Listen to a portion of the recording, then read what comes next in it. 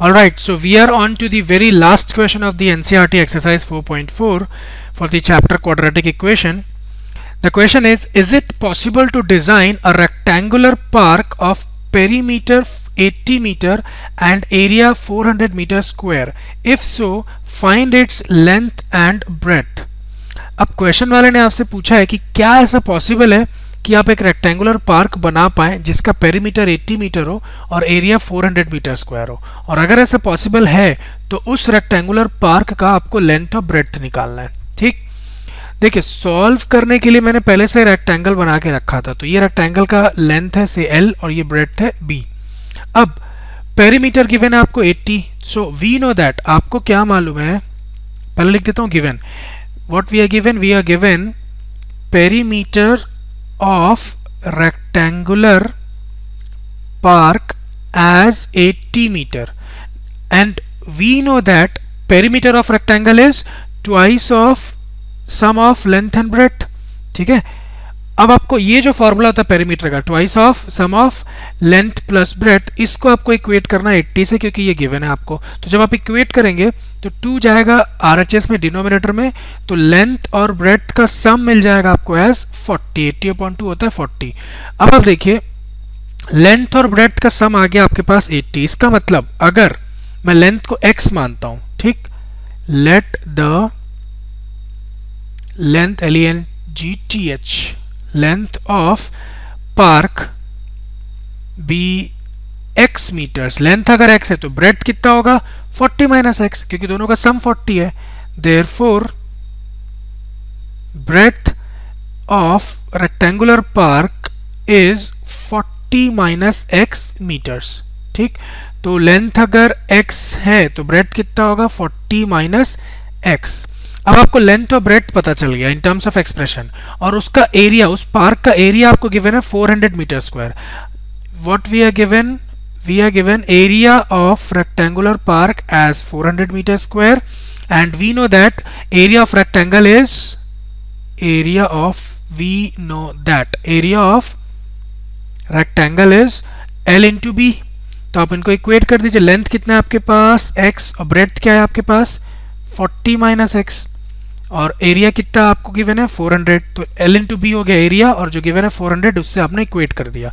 अब इसको सॉल्व करके आपको एक क्वाड्रेटिक इक्वेशन बनाना होगा। उस क्वाड्रेटिक इक्वेशन का डिस्क्रिमिनेंट आपको निकालना होगा। डिस्क्रिमिनेंट D मैं यहाँ कहीं पे लिखता हूँ अलग से, D अगर लेस देन 0 आ गया तो पॉसिबल नहीं है, और अगर ग्रेटर देन या इक्वल टू 0 आ रहा है तो पॉसिबल है, और अगर पॉसिबल है तो आपको फर्दर सॉल्व करके लेंथ और ब्रेड्थ निकालना पड़ेगा।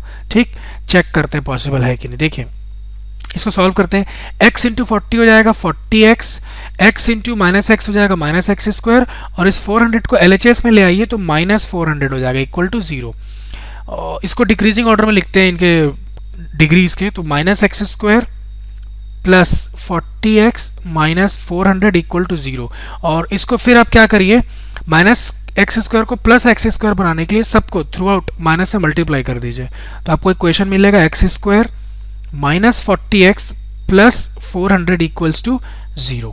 ठीक, अब आपको इस गिवन क्वाड्रेटिक इक्वेशन को कंपेयर करना होगा आपको स्टैंडर्ड फॉर्म से। On comparing it with standard form of quadratic equation that is ax square plus bx plus c equal to 0, आपको क्या मिलेगा, a मिलेगा एज 1, b मिलेगा माइनस 40 आप देख सकते हैं, c मिलेगा आपको 400। ठीक, अब डिस्क्रिमिनेंट निकालने का काम करते हैं। डिस्क्रिमिनेंट क्या होता है, बी स्क्वायर माइनस 4ac, तो बी स्क्वायर मतलब माइनस 40 का स्क्वायर माइनस 4 इंटू ए कितना है 1, सी कितना है 400। अब माइनस 40 का स्क्वायर कितना होगा 1600, माइनस का स्क्वायर प्लस और 40 का स्क्वायर 1600, माइनस 4 1 जा 4 एंड 4 इंटू 400 इज अगेन 1600। तो आप देख सकते हैं डिस्क्रिमिनेंट आपको कितना मिल रहा है 0, और डिस्क्रिमिनेंट 0 आ गया, इसका मतलब गिवन कंडीशन जो है पॉसिबल है। जो गिवन कंडीशन है, ऐसा पार्क जिसका पेरीमीटर 80 मीटर हो और एरिया 400 मीटर स्क्वायर हो, वैसा पार्क डिजाइन करना पॉसिबल है, क्योंकि डिस्क्रिमिनेंट जो है वो 0 आ रहा है। ठीक, अब आपको सॉल्व भी करना पड़ेगा, आपको x निकालना पड़ेगा, उसी से निकाल लीजिए आप जो आपका क्वाड्रेटिक फॉर्मूला होता है, x equal to minus b plus minus under root of b square minus 4ac upon 2a।